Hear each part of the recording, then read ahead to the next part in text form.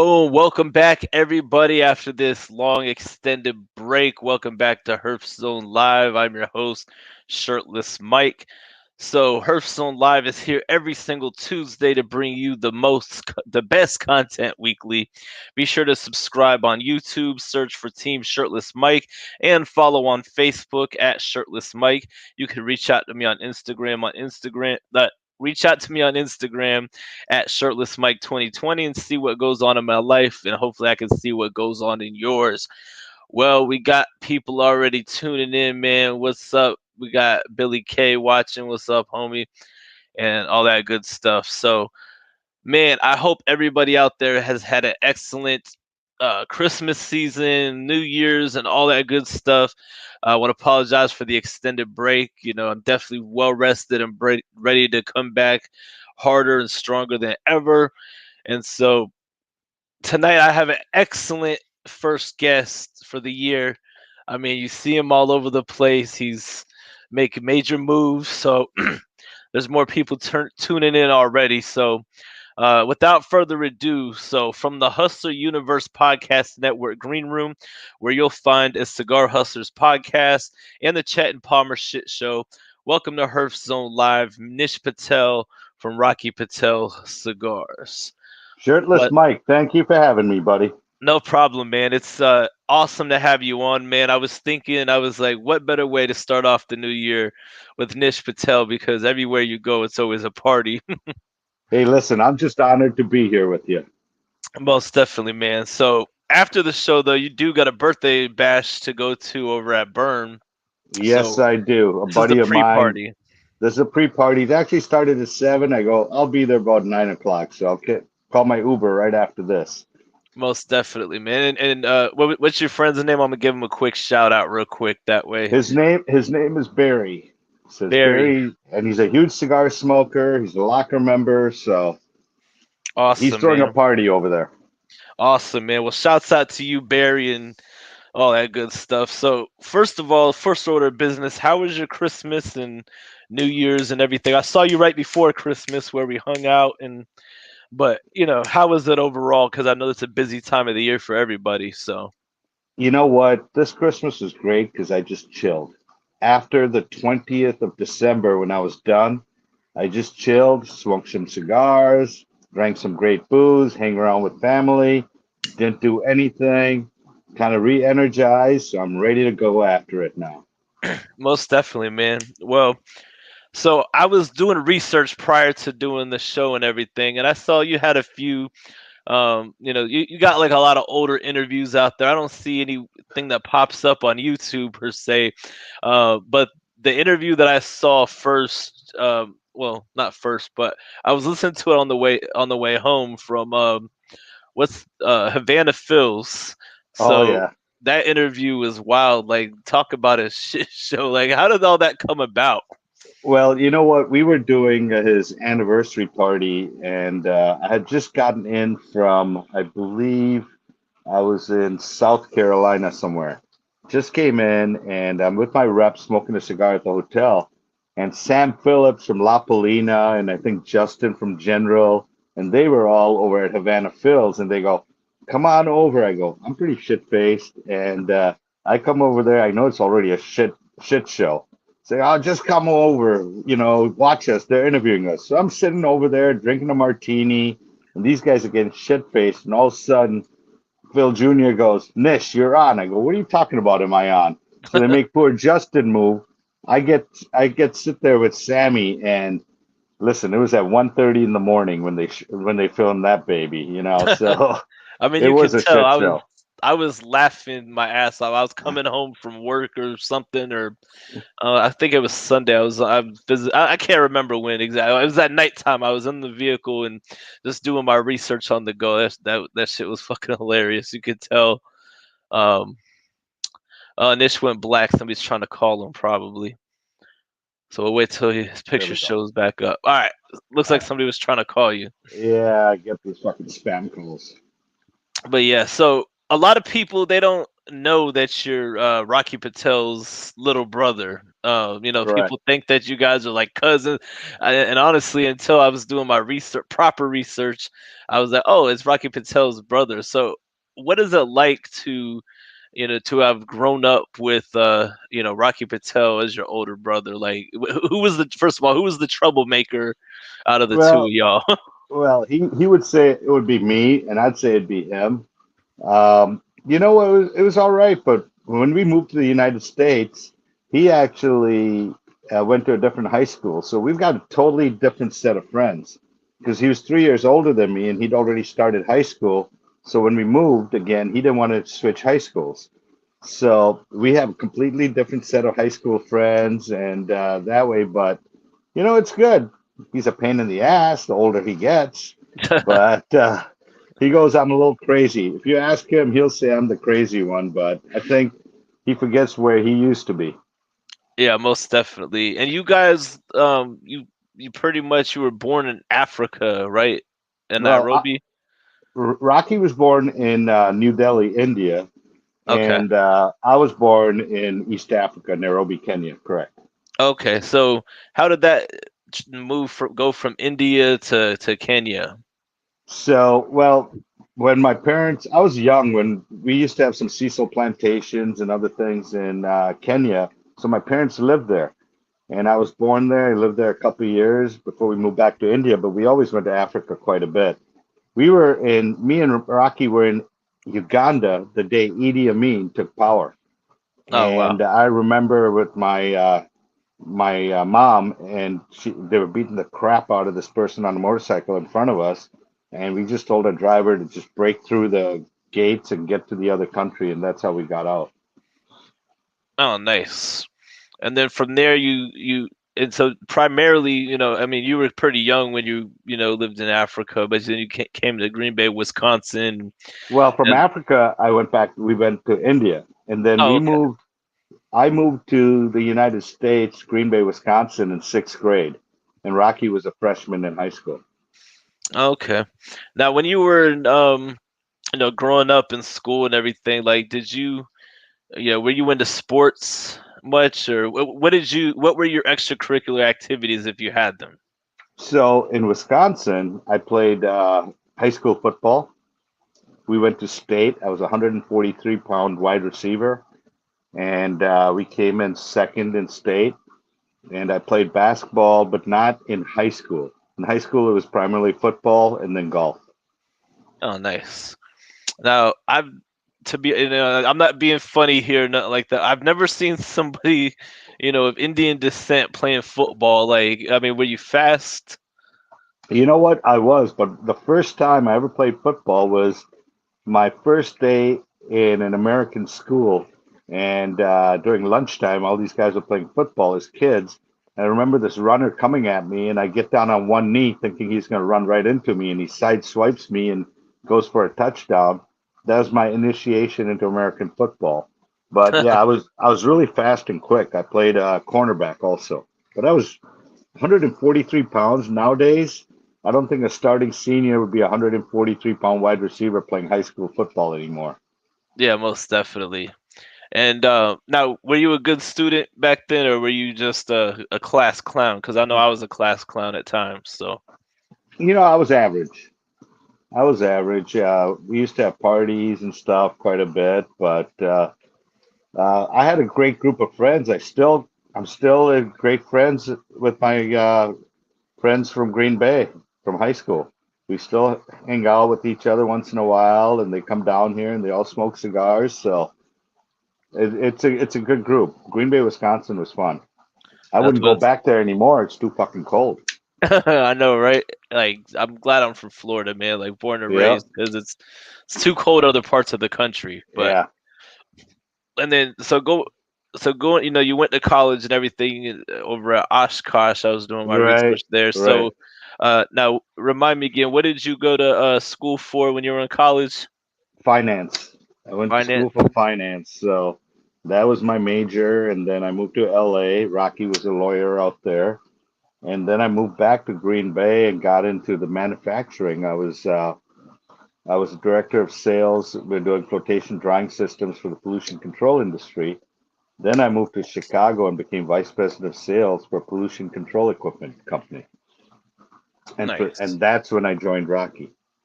Nice. Now, how did you get into cigars as a hobby? Well, Outside of the business, just like how did you discover cigar that you enjoyed cigars? I used to smoke them once in a while, but I didn't know shit what I was doing. And I remember the first cigar store. It was in Green Bay, Wisconsin. I walked in. I said, "I want a cigar," and the guy wanted to give me a freaking Macanudo tin or something like that, and that's Yeah. what he's pushing. And I go, "That's not what I'm looking for."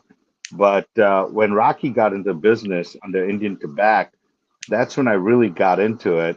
My palate wasn't as refined, but I remember there'd be some blends that'd be fantastic. I'd give it to my clients, and the next day they would suck, the same blend, or it wouldn't be able to draw, or it'd start tunneling, or get bitter, or get harsh. So it was very inconsistent at the time. And but that's how I really got into it. My first cigar I smoked was in England. Nice. And that was a Cuban, right? Correct.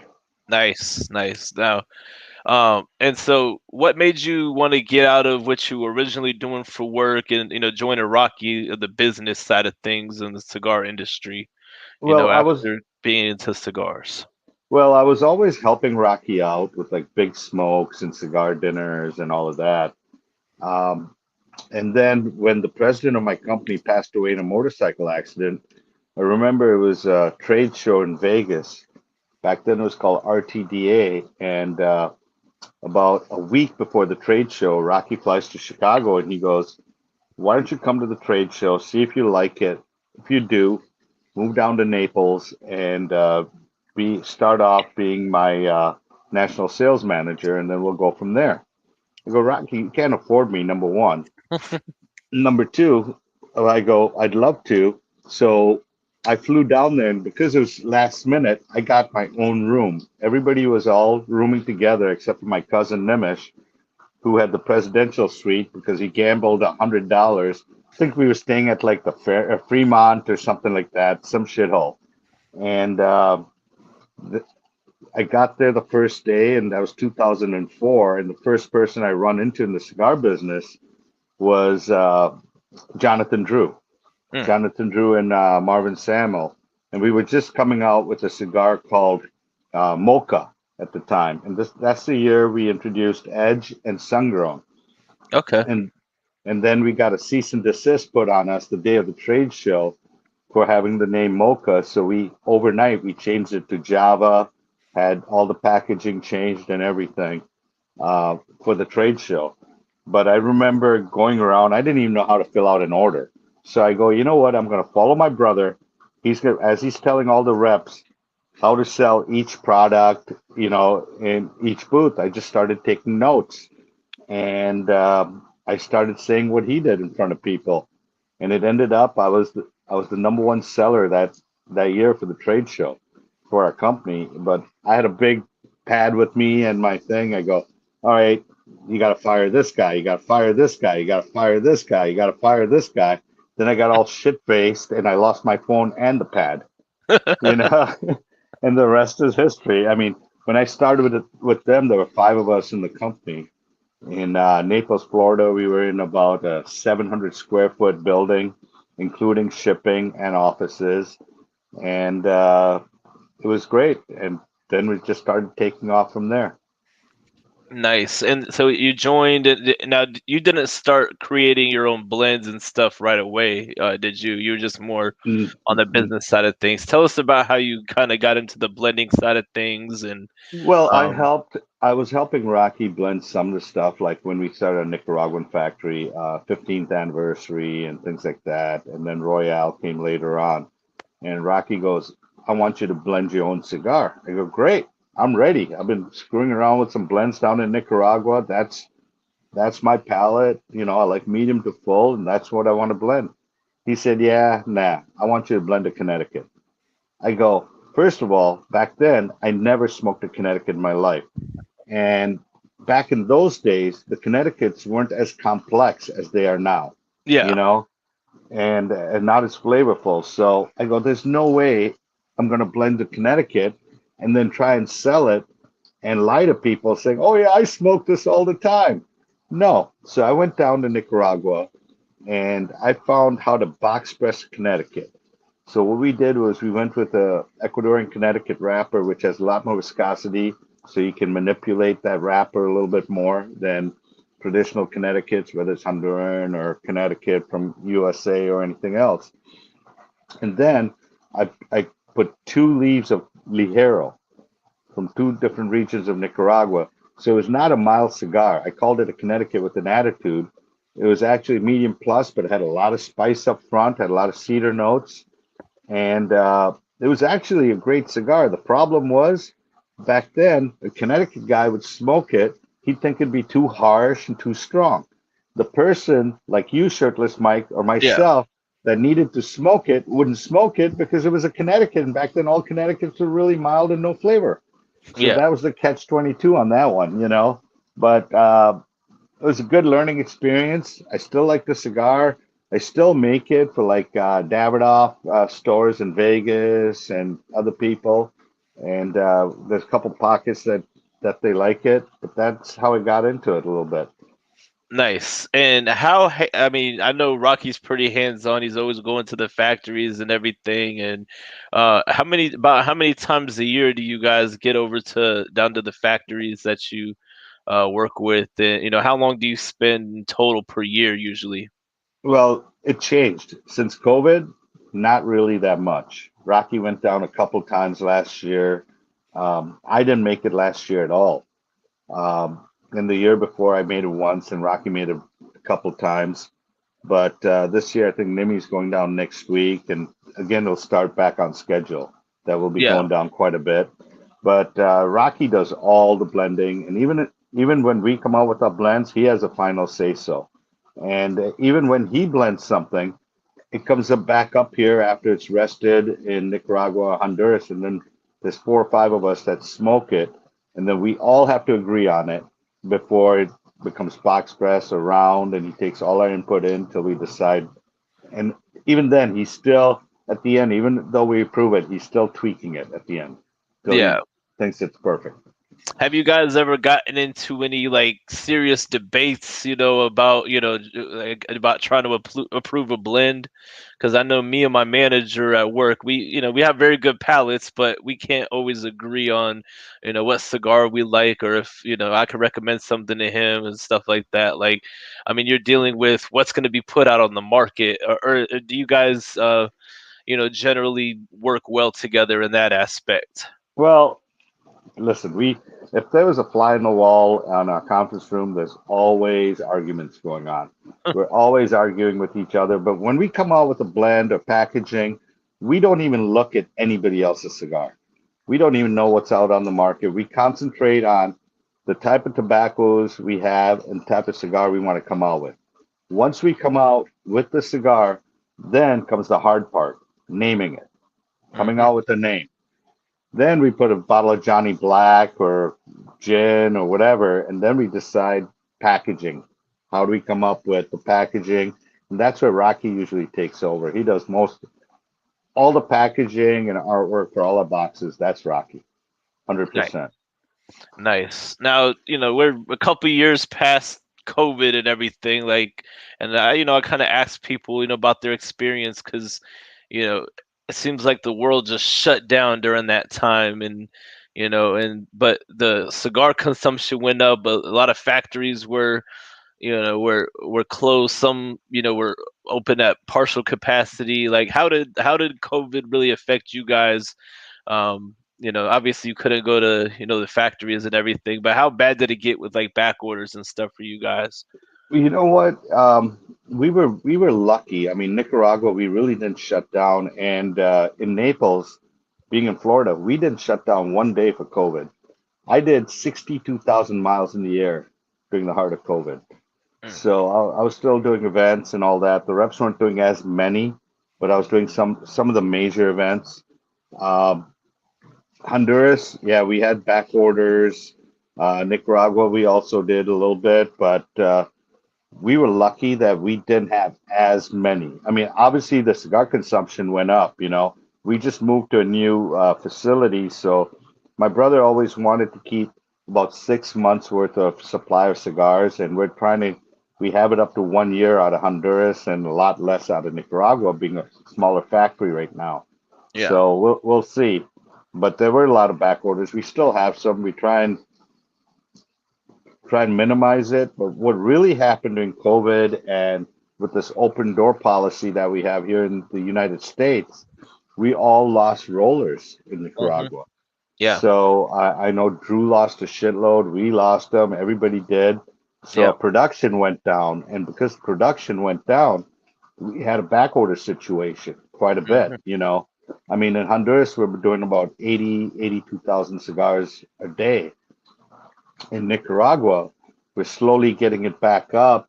I think we're at 26,000. We want to get it up to 32,000 till at least the new factory gets built over there. And so we're not getting, and a lot of our new blends out of Nicaragua, so it's been tough. Yeah, most definitely. Yeah, I've heard that about, a lot of rollers, they're, crossing the border and all that. A lot Hmm. of companies are, like with Padron, they Hmm. like their laundresses, like we haven't been able to get because they, pulling people off of certain stuff and, putting them on the stuff that's more needed, and stuff like that. What specific blends have you guys pulled anybody off of, if any, during these times? Well, that's a good question because, you know, our rollers, some of them, like when we do the bala size, which is our version of a flying pig, it means bullet. It starts at a 58 and it's almost like a figurado, but it's not. It starts at Yeah, 58, ends at a 50, and we need special rollers for that. So we have, you know, 4 to 6 pairs that just rolled that particular cigar. Well, we had to move them to something else. We had to train other people, and we it was constantly manipulating. I mean, like the ALR2 and the 60 and all has got 2 years of age, so we have a lot of inventory of that we have to keep replenishing. So a lot of it goes to those two to make sure those are in the aging room, and then we go to all the other ones like Disciple and all.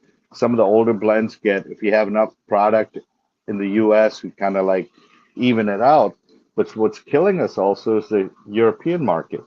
The yeah, European market is growing, you know, it's growing 150%, but all of that stuff goes right from the factory. So we have to kind of figure out, all right, what are we going to send to Europe? Because the US is still our primary focus. That gets number one, and then the rest of the world gets everything else. So just trying to get everything. And then we're also making a lot of private labels for other companies, catalogs, everything. So you got to adjust everything and try and make sure nobody has a big backup. But all number one, brick and mortars gets our number one focus over everything. nice. I got to take a quick commercial break real quick. I'm gonna put you down below and Hmm. shout out my sponsor. And we got quite a bit more to talk about. I'm just gonna get where I can pull this up here and all that. Man, this is some good conversation, so I gotta make sure I pay these bills real quick. Okay, sorry, my okay. I'm gonna put you down below, do the quick commercial, and come right back. All right, so Herf Zone Live is sponsored by Nomos Cigars, rated 91 in Cigars and Spirits magazine. Nomos is a full-bodied 6x56 cigar that features a rich, full flavor, accomplished with our high-quality construction and exclusive aging process. Once the fine cigar is born, it immediately begins our exclusive Nomos Aging Process nap. While each cigar naps, it continues to develop its unique aroma and flavor that sets itself apart from any other cigar the world over. It is a delicious medium smoke resulting from the finely aged Cameroon wrapper and blend of an 8-year-old seco Dominican filler and 5-year-old Nicaragua criollo filler. The Indonesian Sumatran binder finishes the cigar ingredients with the finest quality tobacco available. This exclusive blend provides a beautiful smoke right down to the last nub. Check out nomoscigars.com for info on where to find retailers that carry Nomos cigars or that carry Nomos cigars. Orders also available on their website. Also follow them on Instagram at Nomos Cigars. All right, so welcome back. So we were just talking about the production issues and everything, and the rollers and all that, and you mentioned like the European market. How long have you guys been on the European market? I bet I'm sure for years, right? Oh yeah, it's been over 15 years. Okay. So, Germany used to be a big market, but it's really growing. I believe we're in like 86 countries right now, and that area is booming like crazy. Just because nobody can get Cubans, then they're overpriced, and now people are going to this new world cigars that we consider all of ours compared to Cubans, and they're realizing for a better price point, they're getting a better cigar. Yeah. So it's been good, and not only us, it's every cigar company out there that's in that space is doing great. Yeah, most definitely. And you guys have the cigar lounges and everything, the Burn cigar lounges. It's burned by Rocky Patel, but you have a pretty significant do you have a pretty significant role in the lounges and everything? Yeah, unfortunately, it just happened that way. It was, our first cigar lounge was burned by Rocky Patel in Naples. We wanted a place to go smoke, and we didn't know anything about lounges or anything else. So the bar is made funky, the seating's funky, but we wanted our personality in there. Humidor's not as big, but I got tired of every time walking in, Rocky be bitching about why do we have this cigar in here? Why do we have this? So I I basically help run all the humidors at all the burns with Brett, who's in charge of all the humidors, and it just happened that way. So that's why I'm involved with burn quite a bit, and then Uh, it just morphed into the drinks here or here, and I tell you what, it's been great. I mean, Burn Naples, it's our smallest footprint, but it's fun. It's our personality into it. We cater to women. oh It's yeah, it's 60% women at Burn Naples, nice. and I'm gonna have to go obviously, down to Burn. oh yeah, and obviously they come in, so all the guys are in, and it's like a traditional lounge till about 6:30, 7 o'clock, and then we have live music comes in, and then at about 10:30 we bring the DJs in, and becomes a nightclub. But Nice. it's fun. It's fun, and Is it it like sells a that? lot of cigars. Is it like that in all the Burn lounges? Because you got like what, 5 lounges you said? Five of them. No, Naples is very unique. Pittsburgh is starting to be that way. Pittsburgh's about two and a half times the size. It's got a full bar in the outside patio. It's got also got a restaurant. Indy is starting to get the vibe a little bit. Atlanta, it's a different vibe, being at Battery Park, and you can also sell booze to go. And Oklahoma City's beautiful too, but it's just catching on because it's middle of nowhere. Yeah, most definitely. Like you said, Oklahoma, or Uh-huh. okay, so yeah, so it's in the middle of nowhere. What caused you guys to go for a lounge in the middle of nowhere? That Because that was the only one where we did not decide where to put it. And Rocky okay, got a consultant actually from Total Wine, and he said, "Oh yeah, this is gonna be the happening place. There's gonna be all these developments and everything else that never materialized." And it's a gorgeous burn and starting to come around, but doesn't have the people, like all the other ones. Like Pittsburgh is right between both the stadiums, so the yeah, Steelers and the Pirates. You got Atlanta right at the Brave Stadium.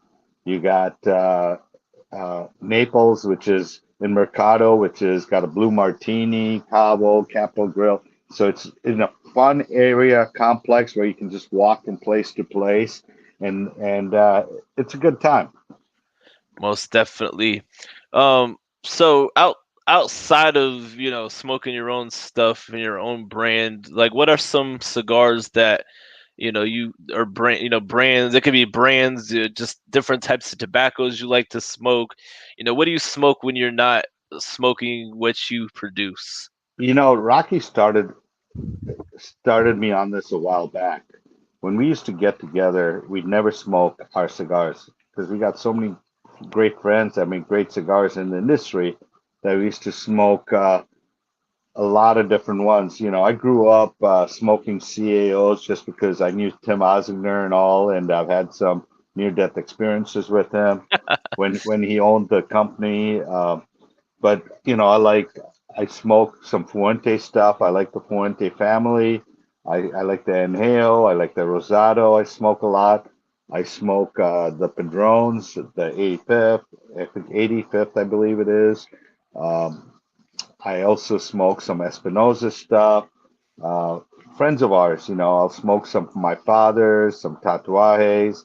Uh, it all depends on what my palate wants that day.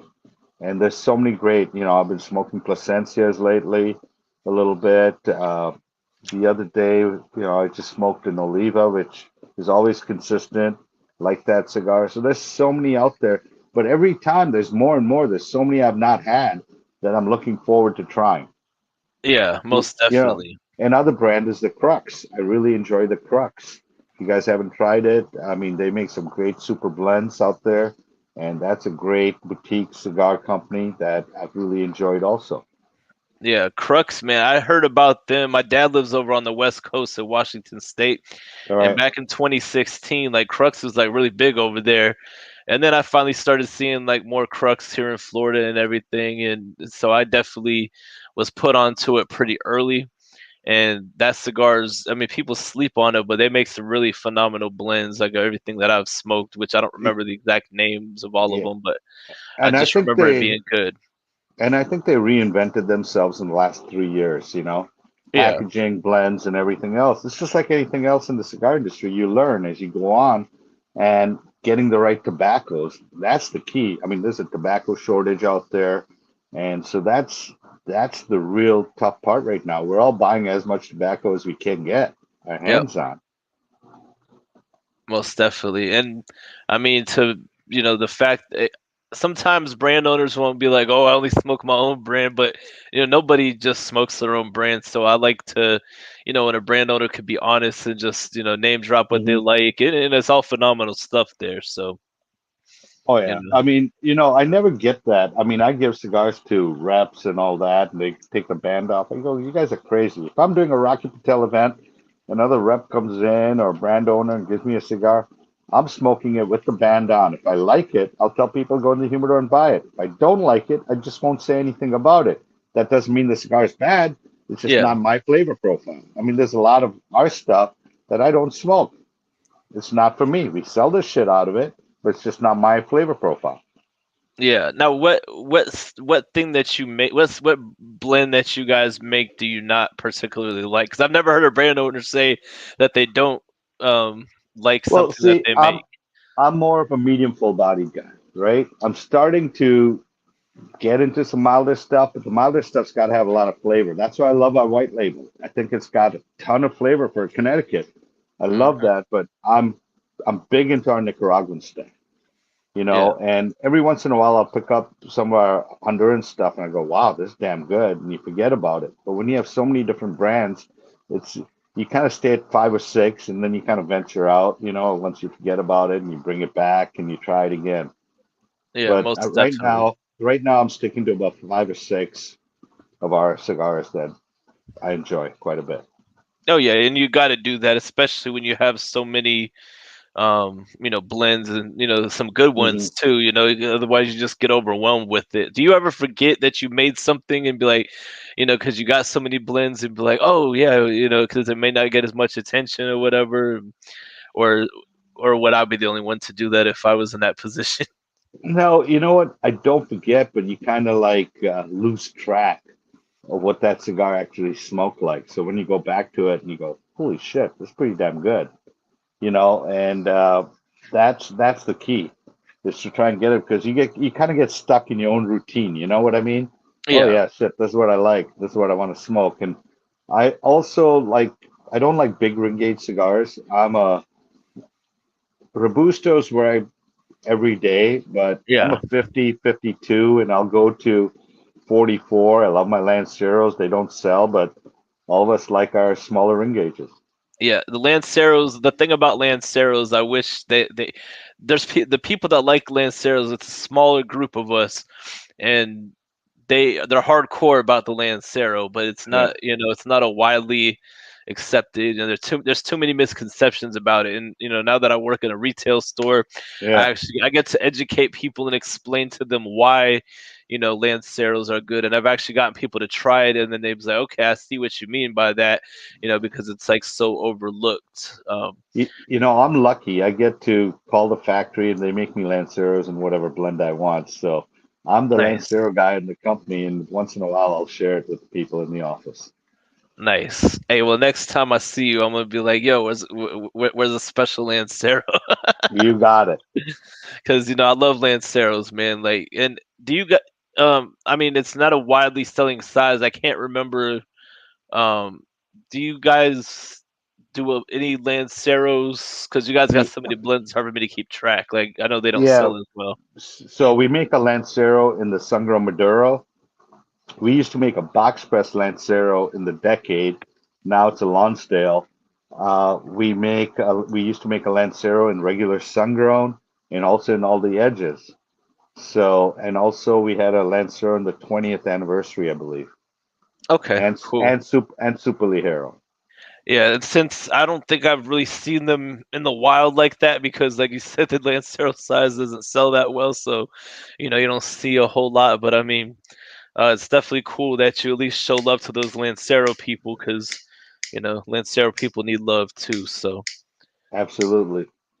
now I had a topic that right before the show I wanted to touch on, and we'll see how long it takes us. But about cigar influencers, because there's an argument out there, about, oh, if a cigar influencer actually can impact like how a cigar sells, and et cetera, et cetera.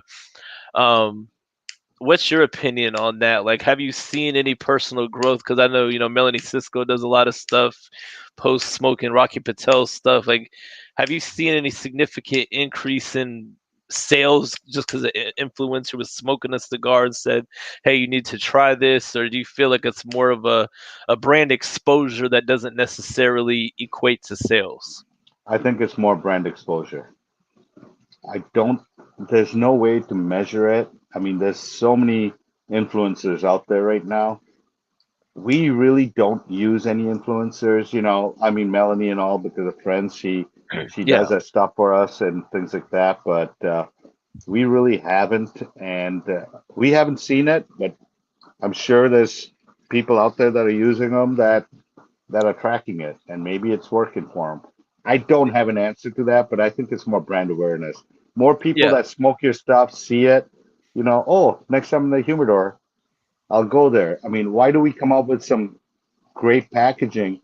Because you walk into humidors that could be 850 different SKUs, or some have 3,000 SKUs.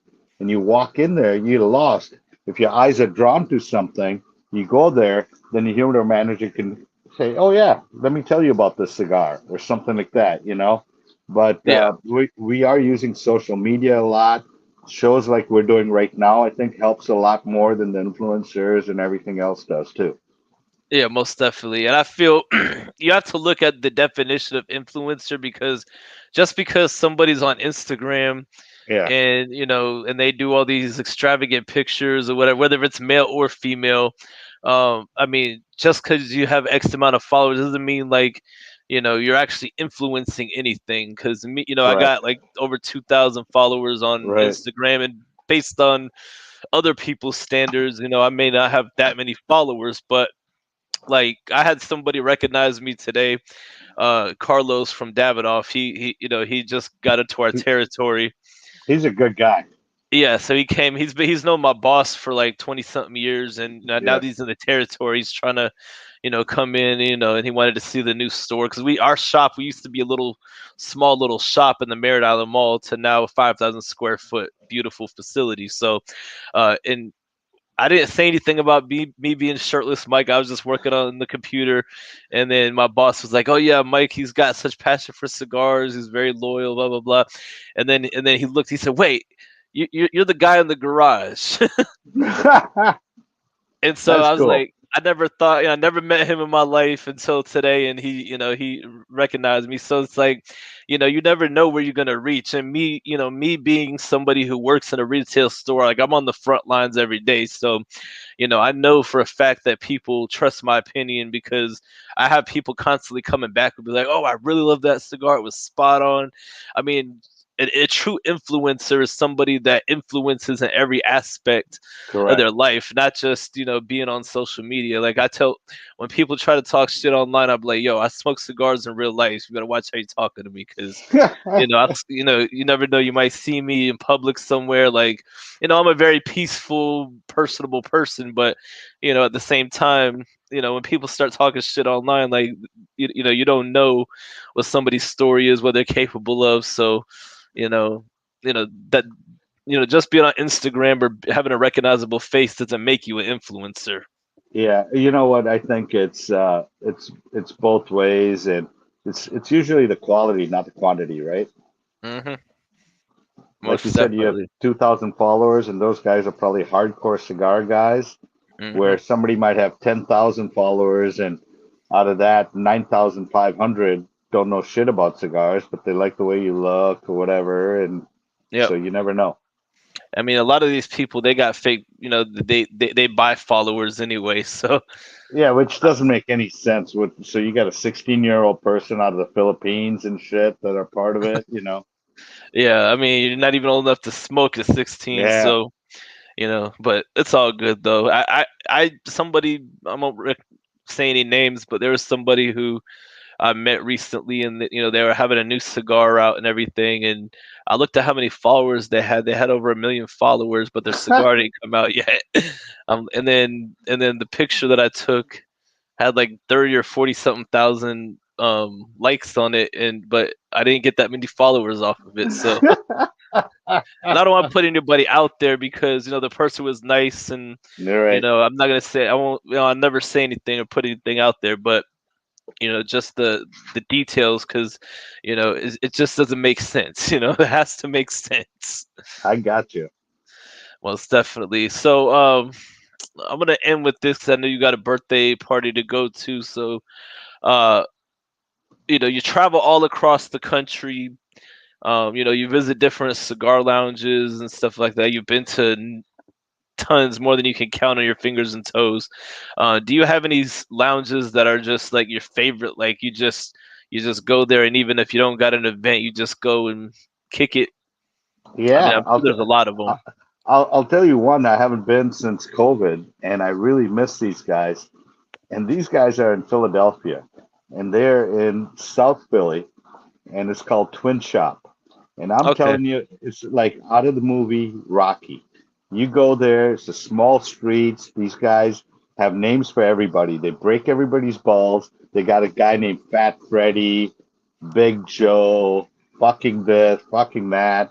And the owner, I remember when I first joined Rocky, I was just doing a cold call, and I said, "Hey, can I speak with Tony?" He goes, "Who the fuck is Tony? There's only an Anthony here." He's become my best friend, and whether any of us from the company are within 100 miles, we go to the shop. We'll call him up at 10:30 at night on a Sunday. He's sleeping. He'll come down, open up his store. Next thing, there'll be about 30, 40 people there. And his wife cooks every Friday for everybody there. It's just a cool. I just like the vibe. It's really cool as far as from a people aspect. And it's a small shop, but it's really awesome people. Yeah, I think I heard a story. I don't know if that was that shot, but some Alex Tavella from Smoke Inn, he Right? uh he told somebody to go. He's from Philly, so he told somebody to go to this shop, and then they walk in and it's just like a bunch of Italian big Italian dudes, and then That's it. they're just looking. They're just looking at you, and Oh then and yeah. then all he had to say was Alex Tavella, who was like, oh, and then they were the coolest people ever. Oh yeah. And they'll give the shirt off of their back, but it's just a cool atmosphere. But as far as there's so many great lounges. I mean, the one you work at, it's a great. When I went there, I was totally shocked and surprised how gorgeous it was. You know what I mean? Yeah, The location, you've everything. been to Smoke Ring 72 Yeah, I have. when they first opened. That's probably before I Yeah, started working there. Okay. yeah. So, I mean, it's been a while, but there's so many cool shops out there. And I think all the new ones that are coming in with lounges and things like that, it really, you want to stay there. You know, there's one I went to in Wisconsin called the Tasting Room. I did an event there during the heart of COVID. Outside, it's right on the water, right on the lake. They have pontoons, the big Herf fireplaces outside in the patio. Inside's a full bar, really cool place. There's so many like that. I could just keep on and on. Yeah, I can't forget Grand Cathedral. Whenever I go to Tampa, I go Yeah, there. yeah.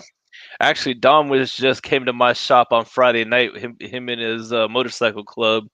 They were in Nice. town, and they showed up like 15 deep and came and bought cigars and got some coffee, and it was a good time, man. It really surprised me because he didn't hit me up beforehand. Then I see him walking. I was like, "Yo, what's up?"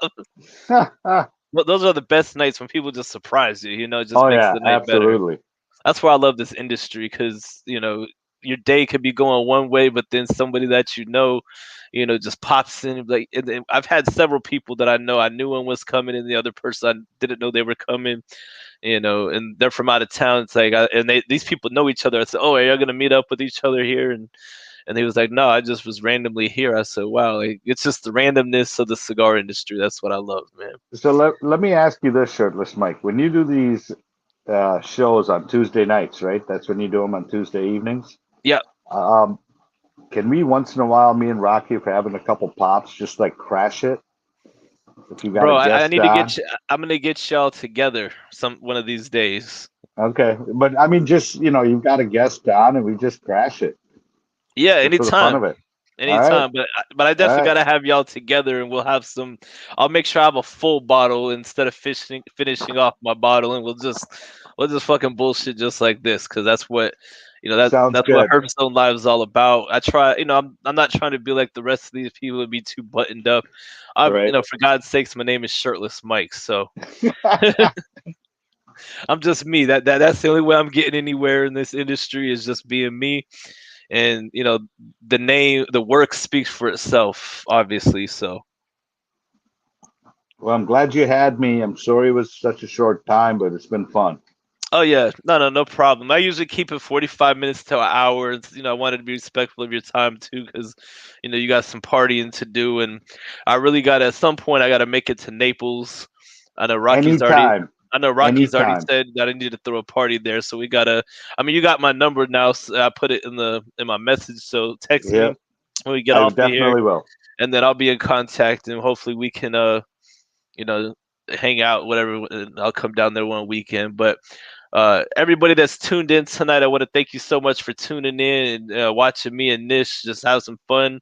And I got some great guests coming up, the rest of this year. So I'm getting a lot of the bigger guys now because I've solidified myself to where they actually know who I am. So, we got a lot more coming. So, Nish, it's been a pleasure, brother. And I'll let you know Thank when we're you. not live so we can talk that real shit before you got to leave.